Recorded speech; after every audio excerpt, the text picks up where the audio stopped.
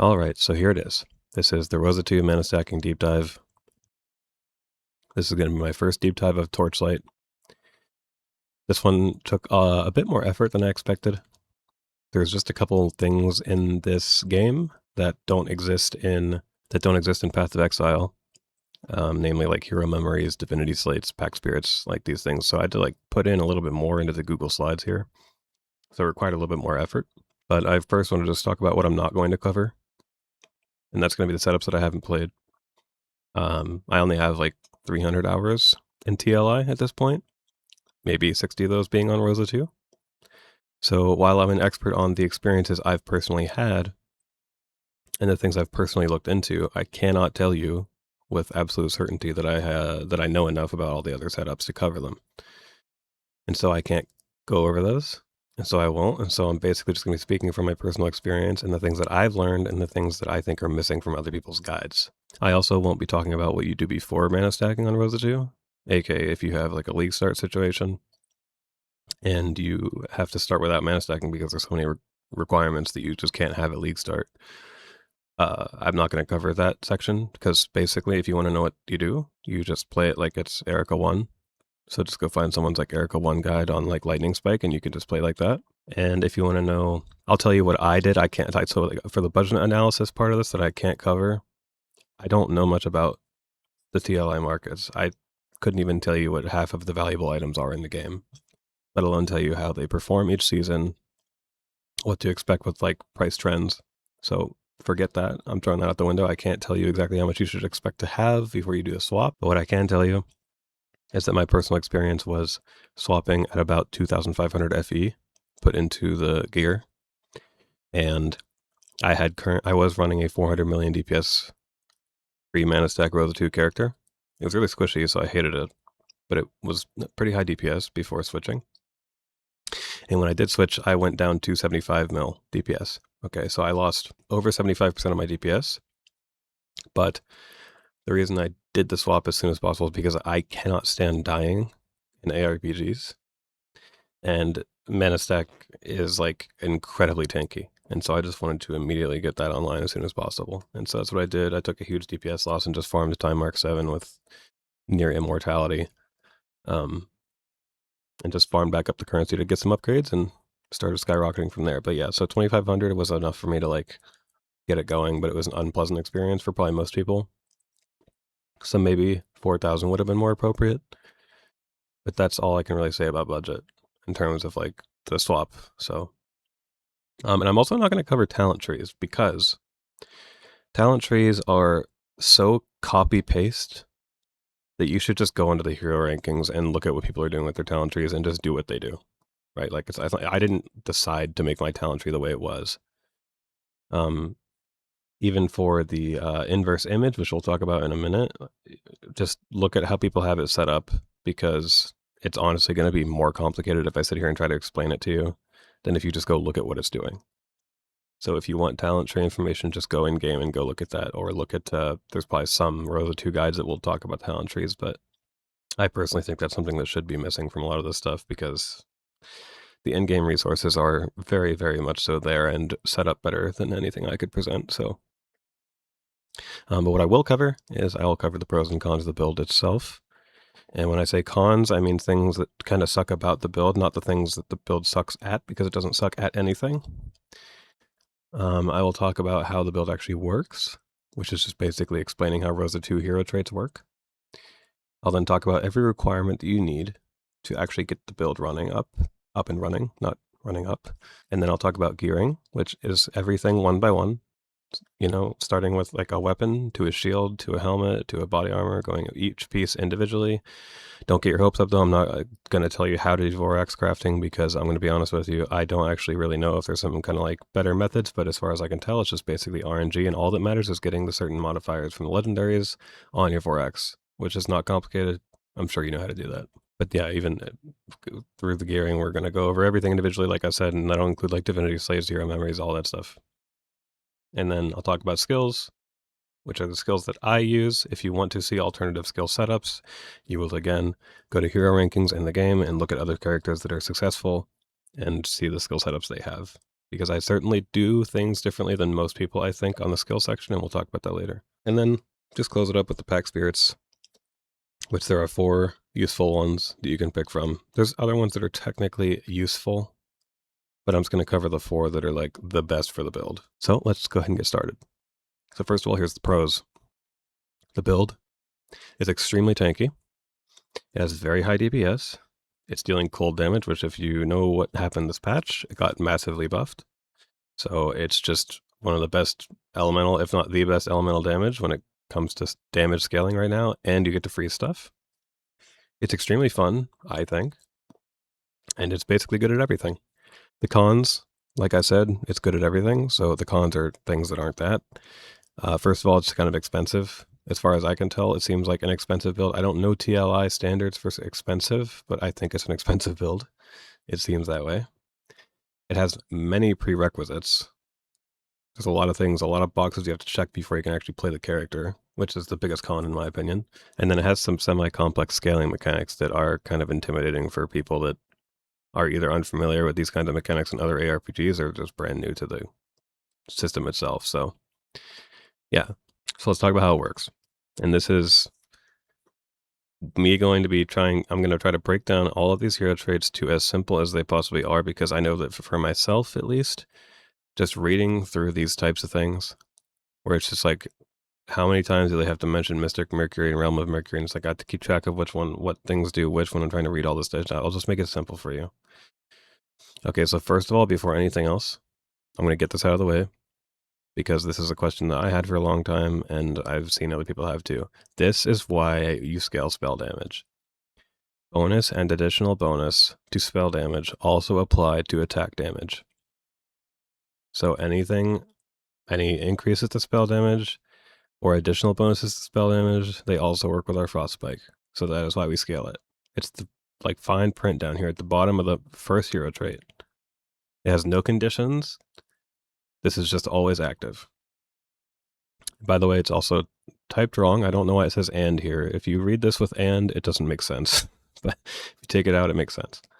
So that's that. All right, so let's talk about, there's 2 things here that you need to care about. Mystic Mercury and Realm of Mercury. Mystic Mercury is something that you just basically always have. You can just think about it like when you click this hero trait, you now are Mystic Mercury. And what Mystic Mercury does is when you attack, it tries to consume 10% of your max mana when you're using an attack skill that's not channeled. So when you use Frostspike, it's going to take 10% of your mana, no matter what. And then once you have that consumption completed, it gives you 10 Mercury points. And by the way, when you have when you run out of mana, like insufficient mana, it'll make you consume 1% instead of 10. So if it can't consume 10%, then it consumes 1%, and it gives you half the amount of Mercury points. So if when it takes 10%, you get 10 Mercury points. And when you run out of mana and it starts taking 1% when it can, then it will give you 5. So basically, it's taking a shit ton of your mana to give you these Mercury points. Okay? And when you have max Mercury points, which I actually don't remember what the default max is, but let's just say it's 100 to be simple. Once you're at 100, then you get the Realm of Mercury status, which is a buff, and this is what the buff does. For every 10% unsealed max mana you have, in which case if you have no auras reserving your mana, this is 100%, you get plus 2% additional attack speed, and plus 2% additional elemental damage for every 10%. So if you have 100, these are giving you 20% additional attack speed and 20% additional elemental damage. And so you should just basically think about this skill from the mana stacking perspective, where you don't have auras reserving your mana.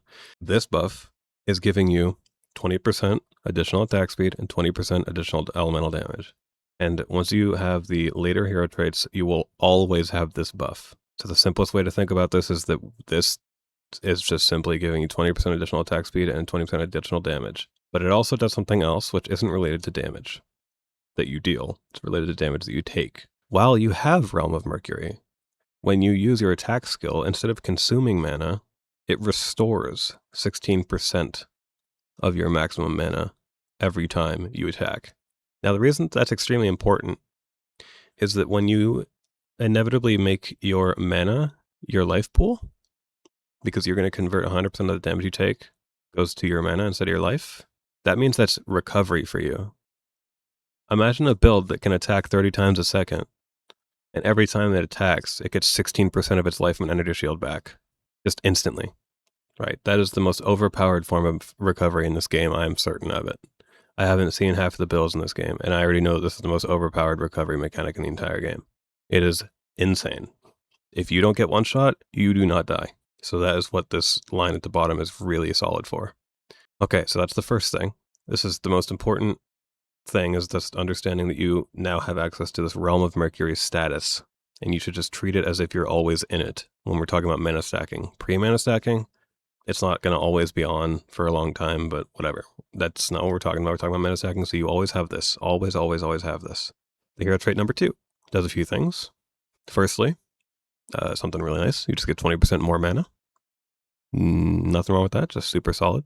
And then this line, when you are inside Realm of Mercury, so just remember this is always, so let's just say you now select the enemy with the highest rarity that took damage from you recently, and it records 12% of the attack elemental hit damage dealt to this enemy, and every 0.5 seconds, it casts this Mercury Baptism on all enemies within it, and you gain some Mercury points.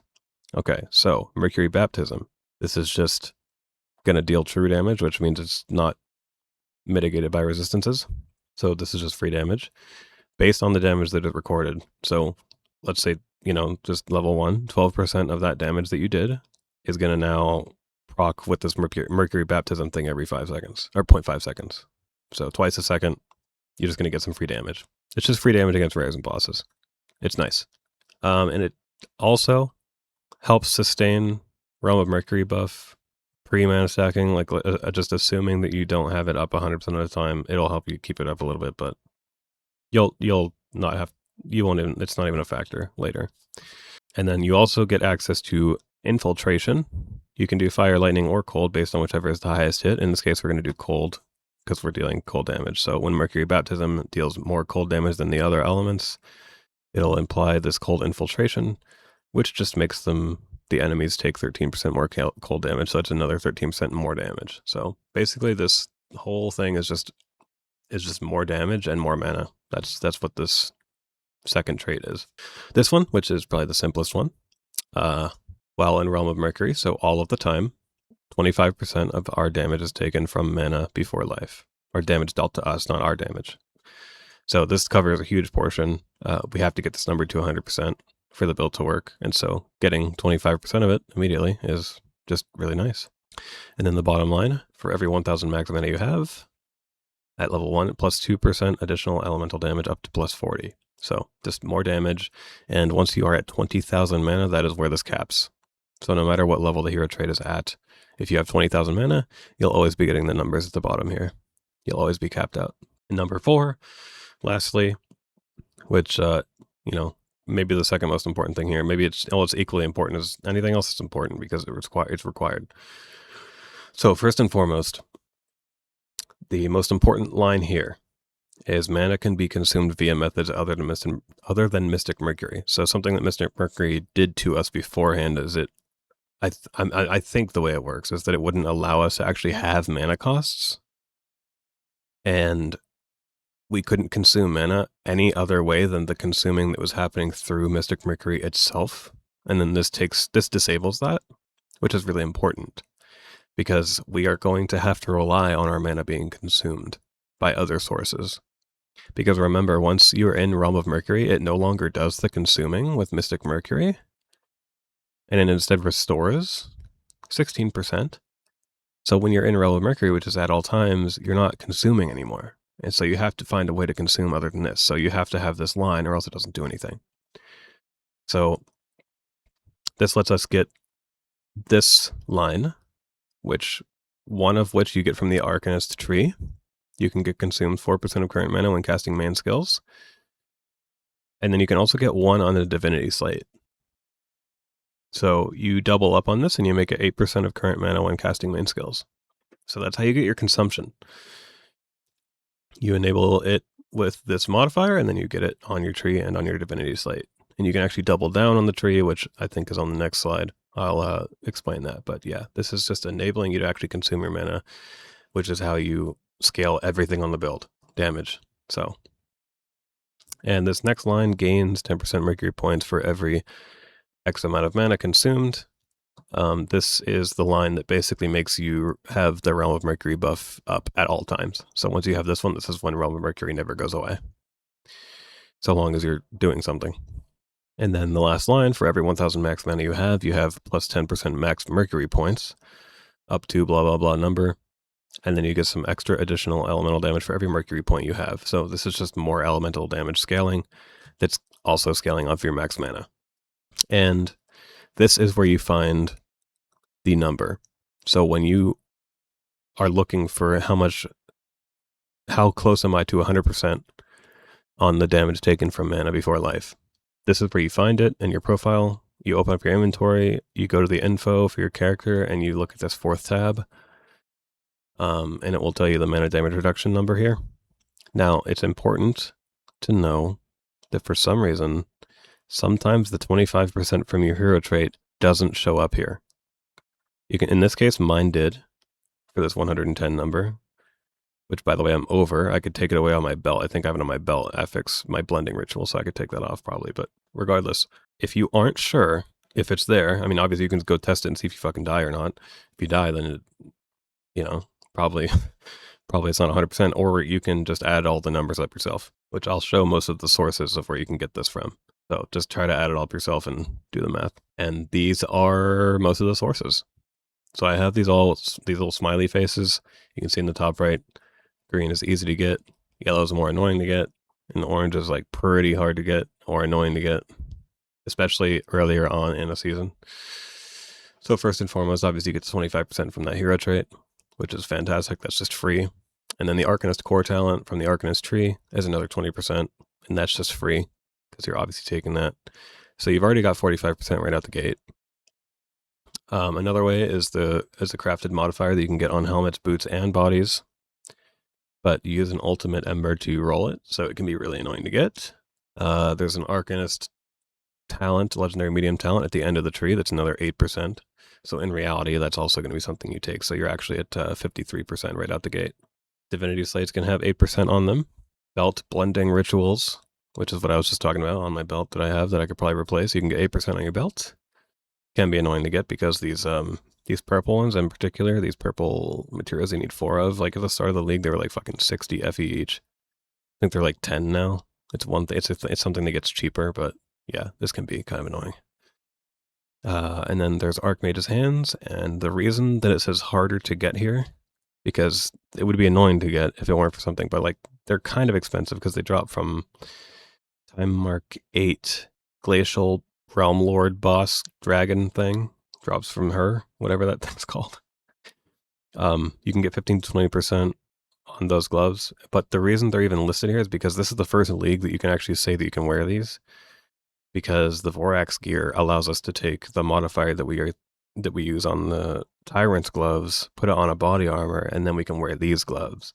And so it requires you to, first of all, have the gloves, which are kind of expensive, but also have that modifier slammed onto your body armor so that you can afford to wear these. So it's hard to get to that status. And so I think this is like maybe the hardest thing on this page to get because it has the most requirements to be able to wear it. But when you can, getting this much on the gloves where you didn't even have it on your gloves at all before makes it so much easier to get to that 100% number. Like it's really easy to get to 100% right now when you have these things set up correctly.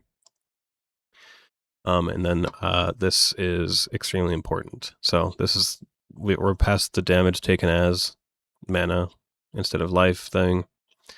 Now we need to talk about mana consumption. You absolutely have to have this 4% consumption on your Arcanist tree and on a Divinity slate. At the bare minimum, you have to do that. Okay, and then this is what I was talking about a moment ago, the inverse image. If you want to see how and where to set this up, I'll pull it up in the game real quick, because I can do that. So this is where you would use it. So this is the Arcanist tree. And basically, the way these work is you reset all the points in the tree, and then you place it somewhere. In this case, you place it right here. And everything in this square will get reflected, a rectangle, that's not a square, that's a rectangle. It all gets reflected over here. Now, you want to make sure, before we even talk about what it's reflecting, the reflected micro talent effects and the reflected legendary medium talent effects, both of those need to at least be on the positive side. 0% or higher on the positive side, or else this doesn't work. So what does it reflect? Most importantly, it reflects this one. So you can see over here. You can click it again. Now, mana consumption is what scales every single thing about damage on this build. So the faster and more you can consume of your mana, the more damage you're going to deal. And the faster you ramp, the higher your ceiling is. So this node, when I put this mirror on, at the time that I purchased it, I had 350 million or billion DPS. When I put this on, it took me to 800. That's how big of a difference it is, and it only cost me 400 FE. So if you're already playing a mana stacking character and you don't have this, and you are thinking of an upgrade, this is the one you want. It also reflects the mana per int, so you get a little extra mana too from that. And it reflects spell damage plus skill cost, which the skill cost doesn't actually do anything, but and then it also reflects some more mana. So it's just all around an insanely value item, and this is how you get a third source of consumption. And that is every source of consumption that you can actually, be able to get on this character. So those are the 3 different ways. Arcanist Tree, 1 Divinity Slate, Inverse Image. An Inverse Image is not mandatory. You can wait to purchase it later. But if it is an option for you to purchase it, just buy the damn thing. And this is why mana consumption is so important. And these are 3 uniques that are not avoidable. These are required for the build. First and foremost, the Glacier Caster Shield. This line at the bottom adds flat physical damage to attacks and spells for every 1,000 to 1,050 mana consumed recently. Stacks up to 200 times. So it's pretty much, I don't even know if it's possible to stack 200 times. I don't know. And I also don't know how to keep track. I don't even think you can keep track of how many stacks you actually have. But regardless, this is like all of your flat damage. And this is why our weapons, which you'll see later, don't have flat damage on them. They only have damage percentage scalers, like attack speed and crit and things like that kind of stuff. This is where all our flat comes from. So that's what's going on here. But you also get a good chunk of mana, a really good chunk of mana actually, and a really good chunk of sealed mana compensation too. So the shield is just really good all around.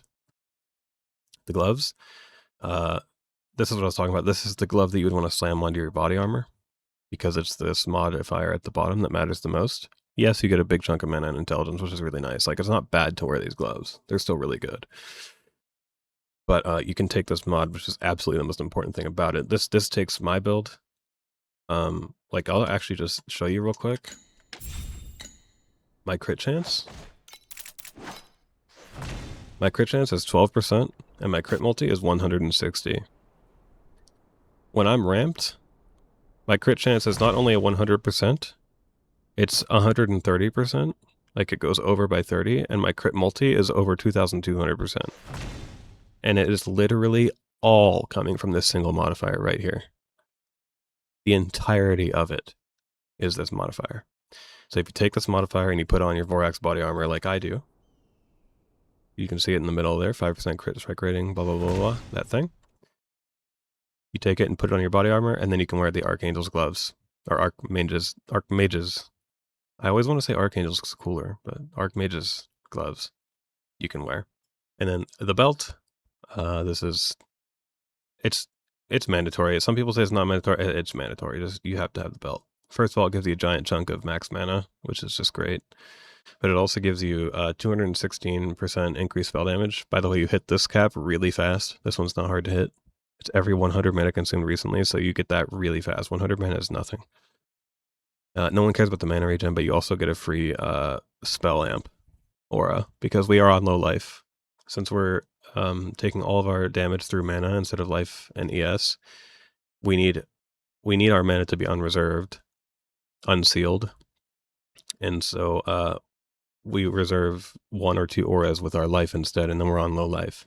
And so there's a couple things on this build that actually benefit from being at low life.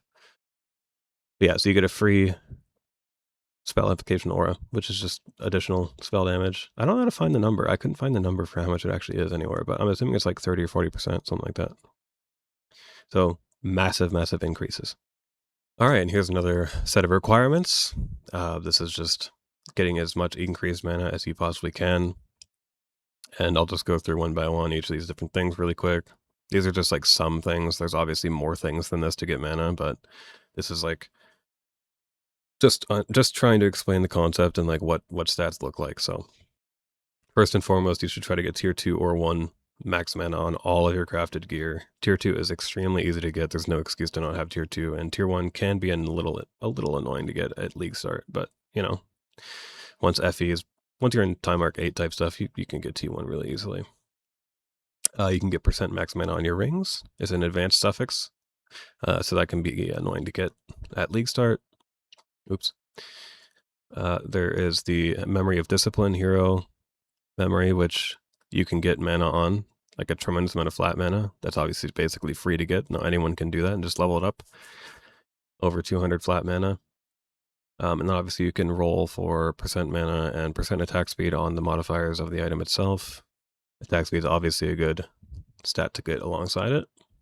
Divinity Slates, you can get just regular 8% max mana, like purple modifier on it. And then there's some like this one. This is like the most valuable one you can get. If you can fit this on Divinity Slates, this is one that you would basically want to fit on almost all of them if you can. It's one of the most, it might be the most efficient Divinity Slate modifier that you can have that isn't like one of the required ones. But it can be annoying to get because this is considered a legendary mod, so yeah, it's a good one to have. Let me look at my character. How many do I have? I think I have 2. I have 1 here, 1 here, and 1 here, so I have 3. I don't think there's one on these. Yeah, no. So I'm personally using 3 on mine. And then there's this amulet, which is harder to get because it's just really expensive. This gives you a big-ass chunk of flat mana. Well, it's not big-ass, like tier 1 chunk mana, but then it also gives you a big chunk of percent mana. It also gives you a random aura. The only one that actually benefits the build is weapon amplification, because we already get spell amplification from the belt. But even if you can't get the weapon amp, and I actually have a demonstration later of the price difference, even if you can't get weapon amp on this thing, it's still better than every other amulet in the game, including any crafted amulets, because of this modifier too. For every 15% life sealed when at full mana, you get +1 main skill. And so this is 6 + 6 to frostbite level. So just massive, massive, massive damage boost amulet.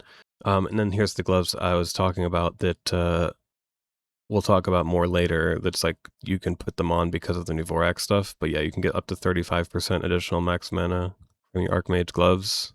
The number actually goes higher. You can see mine in game. I corroded these myself. I'm very happy I did, because every other corrosion I've done in this league has been complete dog shit. But you can see I got mine up to all the 46%, so very, very useful corrosion as well. And then, you know, there's the passive tree nodes. There's a crap ton of mana on the Arcanist tree and the Goddess of Knowledge and like all that stuff. So just get as much mana as you can from the tree. And here's something else. You can get micro fates and medium fates. These aren't required. I'm actually going to look them up right now in game just to show the price difference between them, because if it's the same as it was early in the league, they're very different in price. Microfate mana is it's only 6 now, which is really good. Super, super good price. You should basically do 9 of those as soon as possible at that price. And then the medium ones are 10 each. That's really low. I bought mine for 40 a piece. So if they're at 10, you should get 4 of these immediately. So these can be annoying to get earlier in the league, but as you just saw, like right now, it's like so cheap. So definitely get these as soon as you can. If you don't know what they are, just in case, I'll show you on the Pact page. You can install them to replace what the modifiers did before. And so on this build, I like to replace the attack crit because we scale all of our crit from our crit modifier with the consumption anyway, so the crit doesn't actually do shit. So you can just replace them like they never existed. And then another requirement is getting as much attack speed as you want in as many places as possible, because as you know, or as you can understand, the consumption of mana is the way you scale your damage. And so obviously you make each attack scale as much as, or consume as much as possible, and then you make your frequency of those attacks as high as possible. So something really important to mention.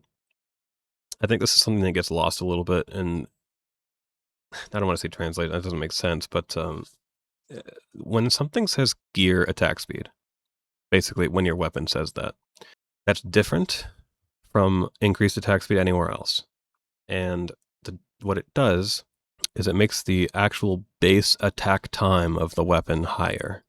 So let's just keep it simple. And let's say you have an attack rate on your claw of 1 per second, and you get 50% gear attack speed, then it goes to 1.5. And that's extremely important. It is the most important attack speed modifier on your entire character, because every single other increase to attack speed that you have uses that number as the number that it's increasing.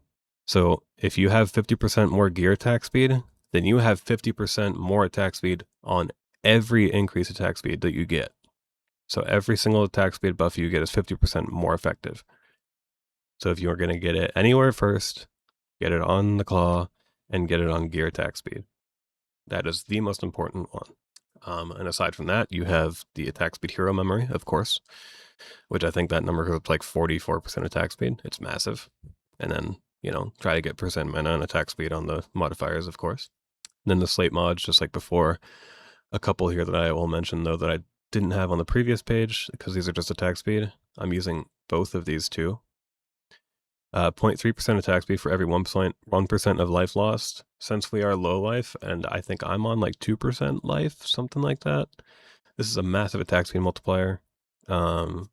Just for one mod, it's almost 30% attack speed. So that's just like super, super nice.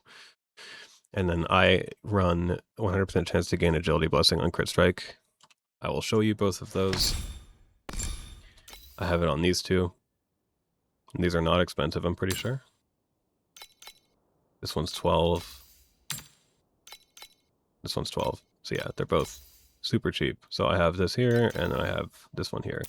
In agility blessings, you can get up to 4 of them. They give you 4% attack speed, and they also give you 2% additional damage. So this is 8% additional damage and 16% attack speed that you just always have. So I like to use it. Not mandatory, but it's nice. And then you can get advanced suffixes on basically all crafted gear, up to 24% attack speed on tier 1.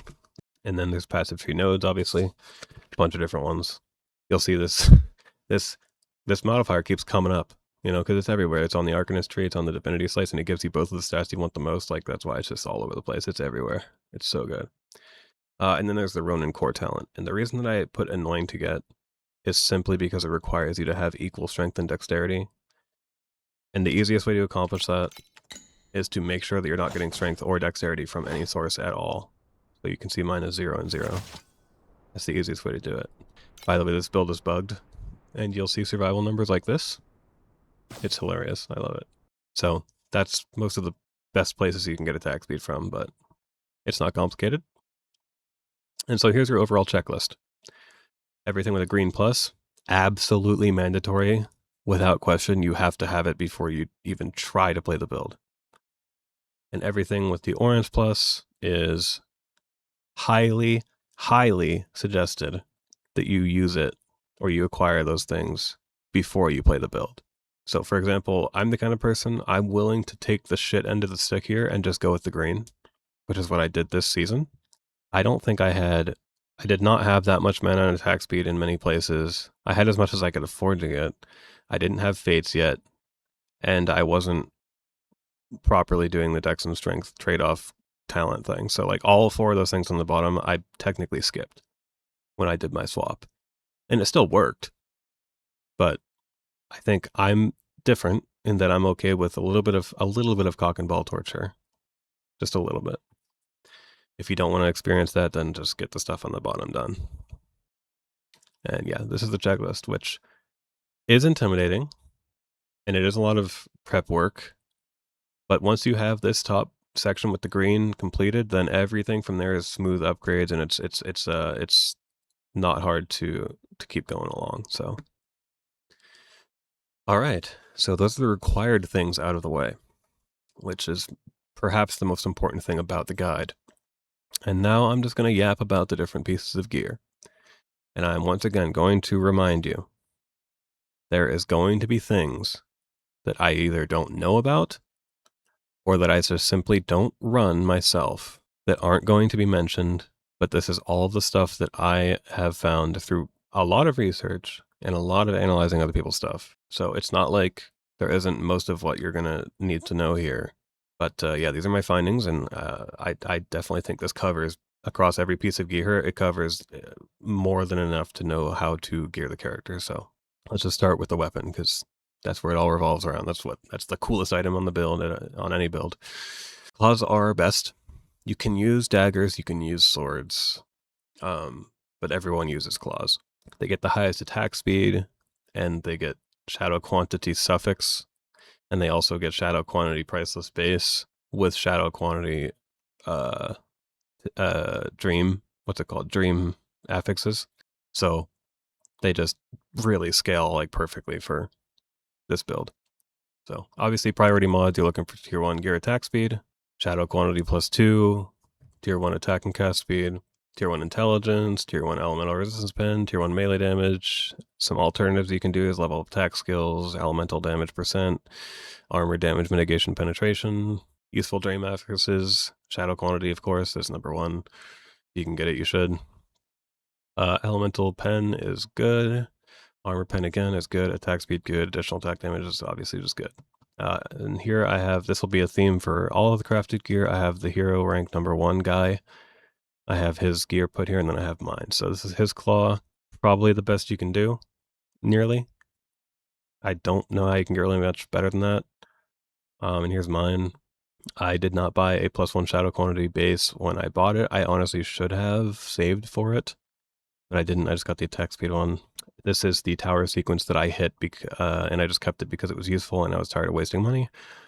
I never rerolled the int into tier 1, or the penetration. The suffixes are almost completely done. Shadow quantity could be upgraded to T0. But I am running the elemental damage because I don't actually need the increased attack speed. I ended up just getting enough attack speed elsewhere to hit 30, which, by the way, I should have mentioned this earlier. 30 attacks per second is where you want to be. That's the number you want to try to reach, and you shouldn't invest further into attack speed if you're at 30. But you should always invest more if you're not at 30. So because I get to 30 already, I don't need to worry about having this. So I just get 130 elemental damage for free, basically. But it is better to do this. Do the attack speed if you don't have 30. And here's your shield. We already talked about the shield earlier. We already went over what it does. But now you'll see that anytime it's a unique item, I have these triangles next to them. Every single mod that has this triangle next to it is a desired corrosion. So if you wanted to upgrade your unique, you would look for corroded pieces on these modifiers that it has highlighted. And this can be annoying to get, by the way, because it's also a drop from that dragon. Same as the Archmage gloves. These drop from the same boss, so they can be expensive. I think they're like 300 FE right now without being corrupted. So for your helmet, it's going to be a crafted helmet. You should obviously try to get a good priceless base if you can. But your priority mods on here are going to be damage taken from mana, if you need it on the helmet, if you don't have the Archmage glove set up and stuff. But yeah, just if you need this stat, it's obviously priority number 1 because this is a place that you can get it. That will be annoying for people because it does require an ultimate ember. Obviously you want tier 1 or 2 mana. Tier 1 intelligence is a good one. Tier 1 attack speed is a really good one. Some useful alternatives is sealed mana compensation. You can see I have some on mine. I accidentally hit that trying to hit the mana, the damage taken one. So I just kept it because it's nice.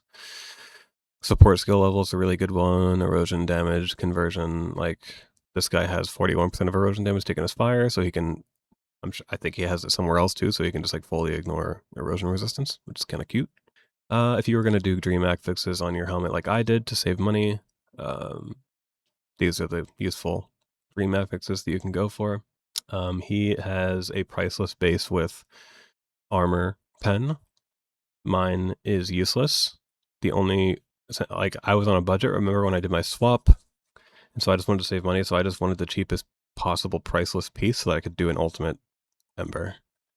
And so that's why it's even priceless. It doesn't, this modifier doesn't do anything for us. It just, I needed to hit these ultimate mods, so. And yeah, note that he does not have damage is taken from mana before life on his because he's rocking a 33% of damage taken from hits on his gloves. So you can see the gloves I'm wearing. He has the corrosion on this one, and he's getting 33% from it. So he's got a lot of room to sacrifice that on gear. So he gets to run intelligence and this conversion modifier. And here's the body armor. Now I'm just going to get this right out of the way. I will not teach you how to craft Vorax gear. It's genuinely not complicated. As far as I know, it's always RNG. It's always gambling. I don't know how to make it not gambling. And I think I got kind of lucky on mine. I did not spend much money. I think I spent maybe 400 to 500 FE to craft mine, which isn't perfect, but it certainly is not bad. All you need, and it's extremely important, to get this character online super fast and have it start scaling like really easily and really quickly, just like deleting tier 8.2 without even that much investment. Like I'm talking like sub 5,000 FE. You need to get that tyrant modifier that I was talking about earlier. This one right here, this crit strike rating. Get that on your body armor so you can wear the Archmage gloves. The Archmage gloves give you 100% additional damage, minimum, up to 20% of your damage that the damage you take is taken from mana, from like giving you a tremendous amount of room on your modifiers on your gear, and it gives you like 35% additional max mana. Wearing those gloves is so overpowered. If you need to know anything about Vorax gear, just make sure you get that crit mod on your body armor so that you can stop wearing those gloves and you can put on Archmage hands. That's what matters. Aside from that, just get any modifiers that help you. If you roll something that's useful, just keep it. Like I rolled max mana, I just kept it. That's the first thing I rolled on this thing. It just managed to stay here the whole time. And the attack speed and the percent in and the lightning res, these are all doing something for me, so I just kept them. I didn't complicate things. My other two prefixes were pretty trash, and so I just hoped to hit them as the mod that was replaced with the legendaries. So that's what that is. And by the way, this is the best possible combination.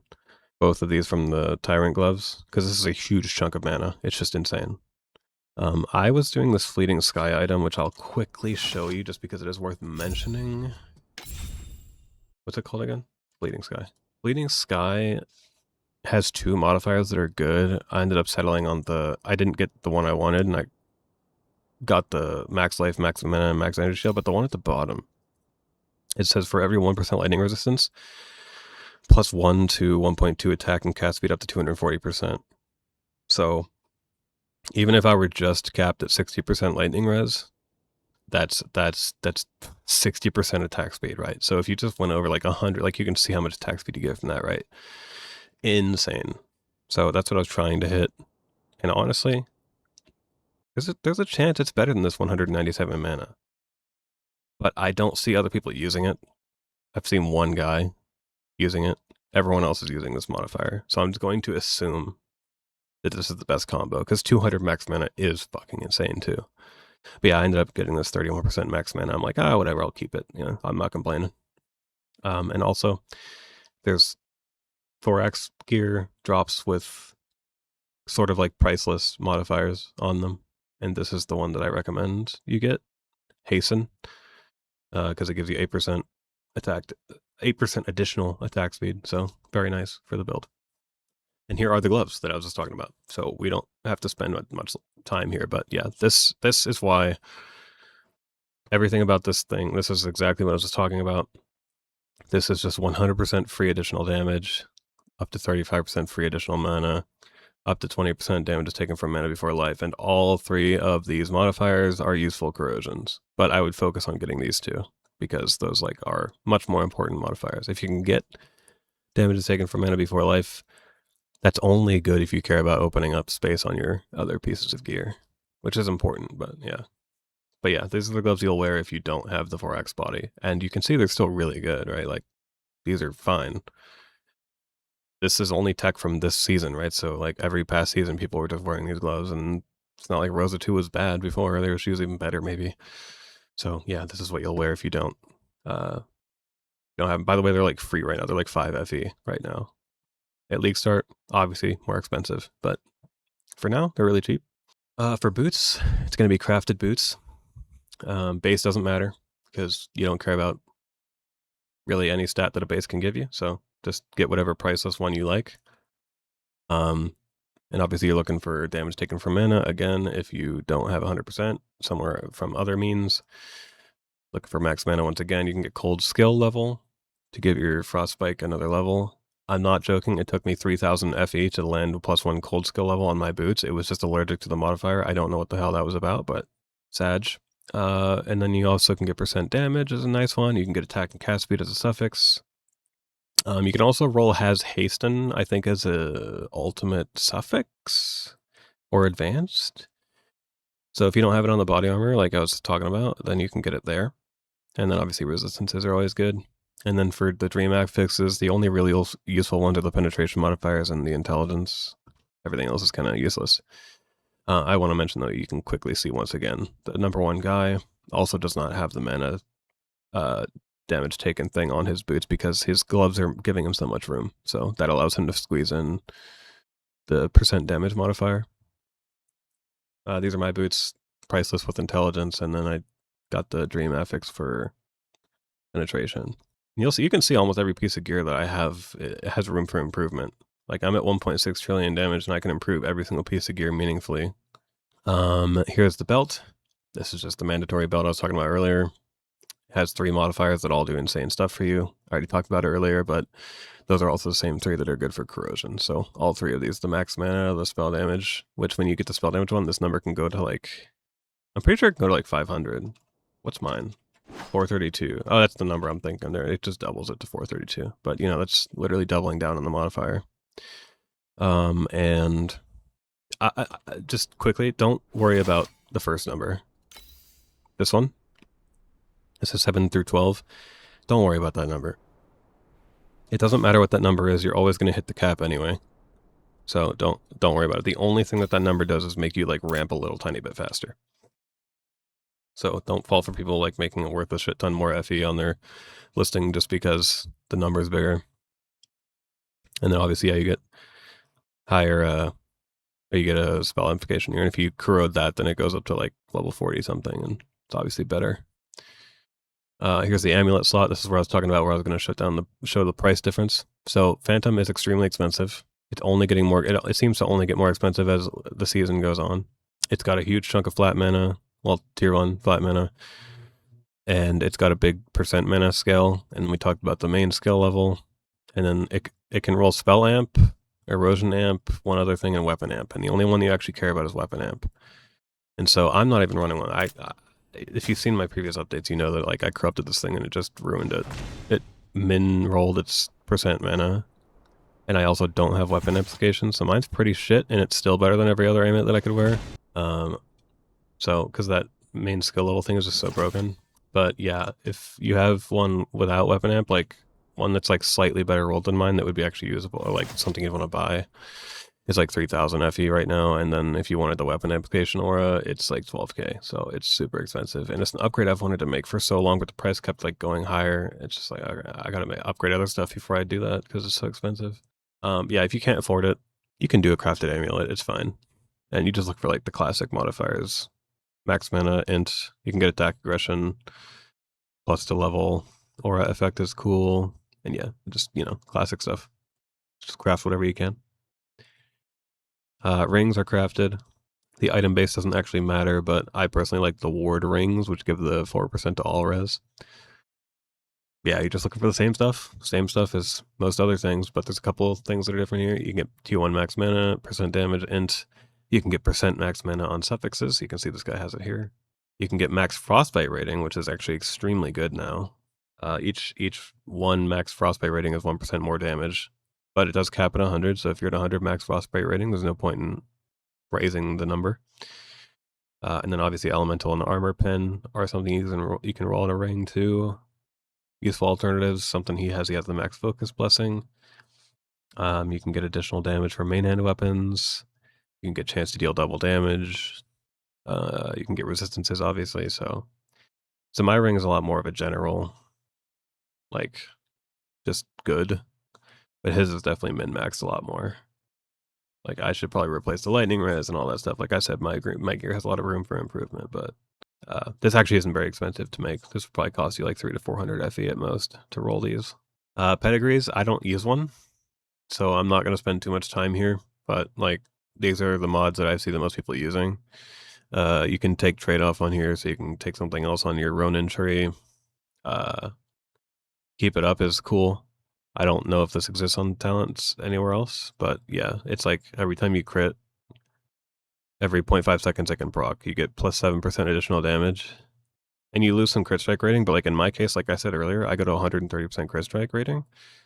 Like I crit 130%, so like if I lost some, it wouldn't actually matter.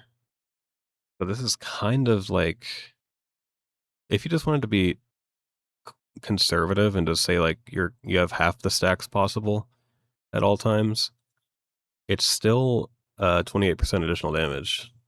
But like if you're killing a boss that like doesn't die instantly and you get all these stacks, it's double that. So this is really kind of cool. I like this one. Close range fire makes projectiles deal up to 35% additional damage, which just means that it's going to be 35% additional damage from your projectiles, which at least with how I have my skill set up and what seemingly everyone is switching to, the projectiles actually do deal a lot of our damage. We'll talk about why that is later, because I think prior to this league, people weren't running it like that. It was like just melee damage. Then there's this one, which is just a lot less damage taken. You're minus 15% damage taken. And I think injury buffer just means like 25% of the damage you take happens over time instead of instantly. So injury buffer is extremely OP on this build, by the way, because like I said, if you don't get one shot, you're not going to die. With a well set up character, that is. But yeah, so if you can have this injury buffer, it makes it way easier to get the recovery off. And then obviously you use mana on the Arcanist tree, but if you get it on the thingy, then you can switch to Mind Focus, which gives each focus blessing you have, which I think I always have 4. That guy has +1 on his ring for max focus blessing, so that gives in my case, I'll just say I have 4. Like you get 4% of your max mana as physical damage applied to your attacks, so it's a lot of extra added physical damage. Legendary slates, you're looking for modifiers like this.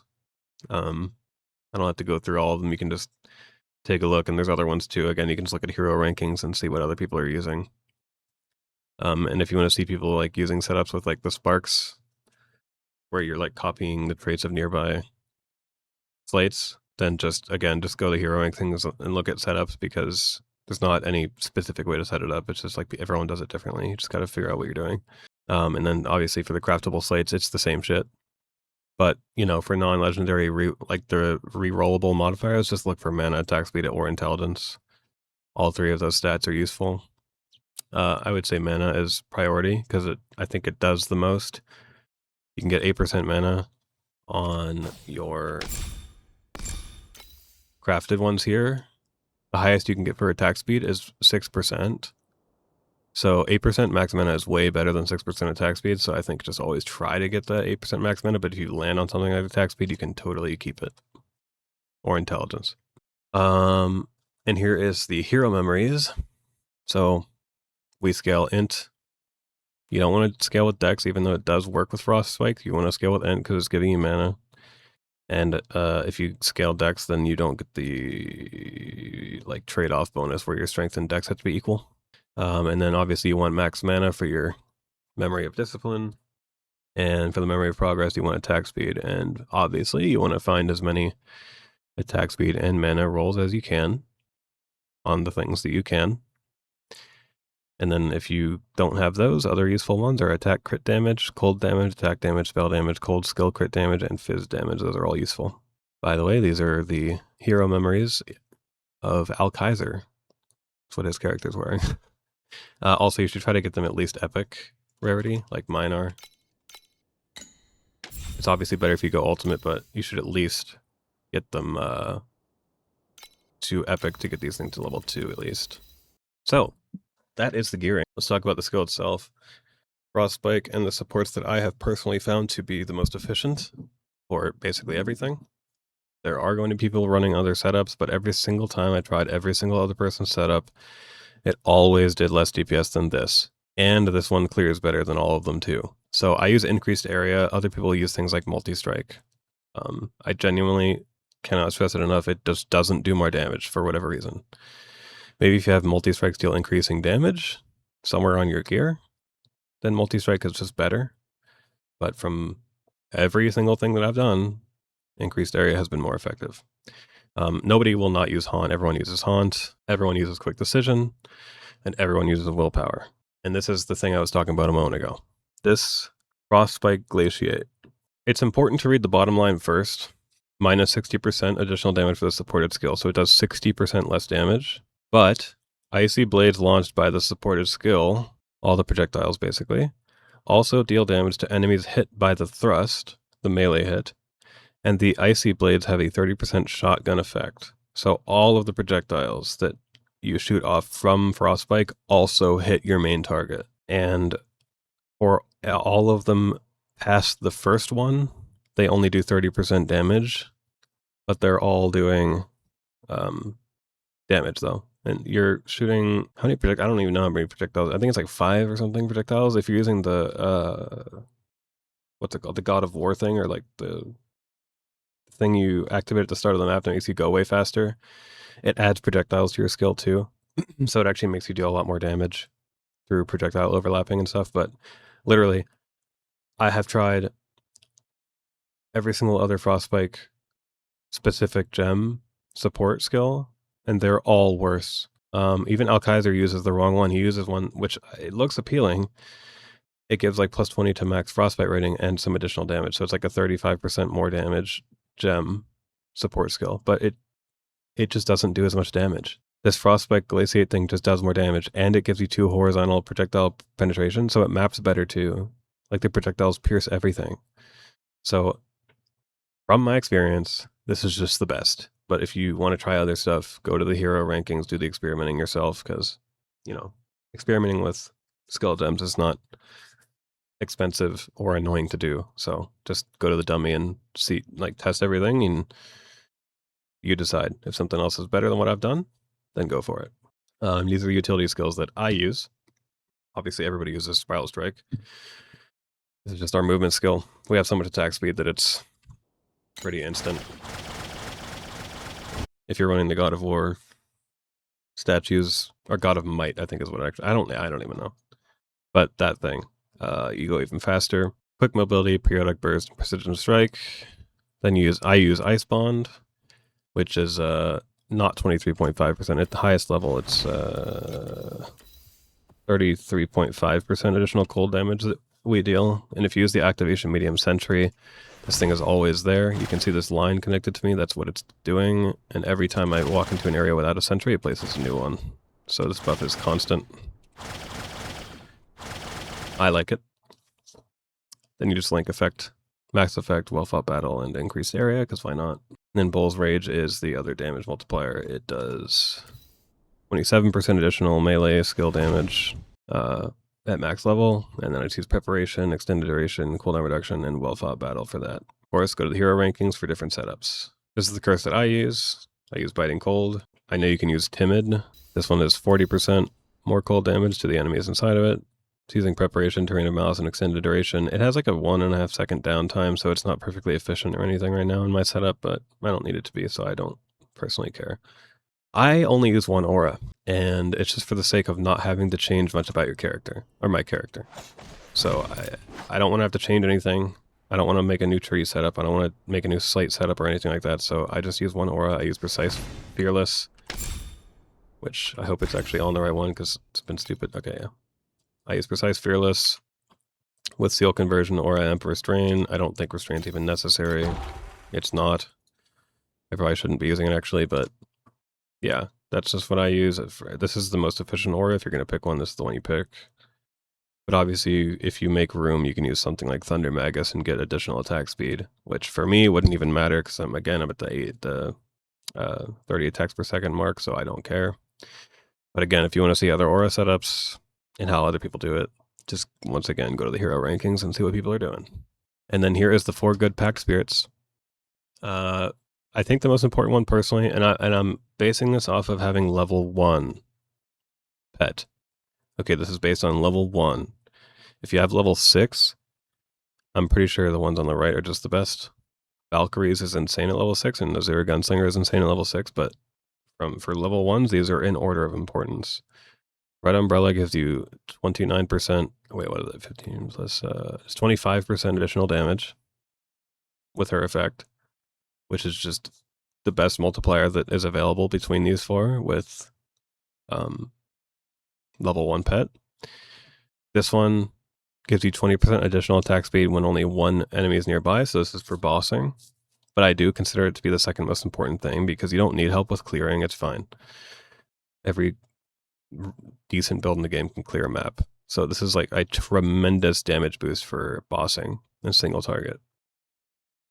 Then the Azure Gunslinger, which I actually don't use. I don't prefer it. I like Valkyries just because I don't have to rely on using a movement skill while I'm doing a boss if I just want to stand still and face tank. But most people use Azure Gunslinger, so it's 5% additional attack damage, 25% more damage, I guess, but you had to be using your movement skill recently. That's the only condition, I think. And then Valkyrie just gives you 4% additional damage for attack skills up to 4 times it stacks, and it procs with mana consumption. So this one's up all the time. So it's 16% all the time without any conditions, and so I prefer that personally, so that's what I use. But these are the 4 Pactspirits you could look at. Obviously, if you want to do a defensive one, you can do a defensive one, but these ones are like the really good ones. And that is all I got. That is the guide. If I did miss anything, or maybe you disagree with something, do let me know. Like I said, I'm certainly not going to be perfect with this, but if you found it helpful at all, or you at least found it entertaining, please do consider liking the video and subscribing, leaving a comment, whatever. It does genuinely help a lot. So thank you a lot for watching, and if you want to join the Discord, got any questions, whatever, want to hang out, it's always in the description.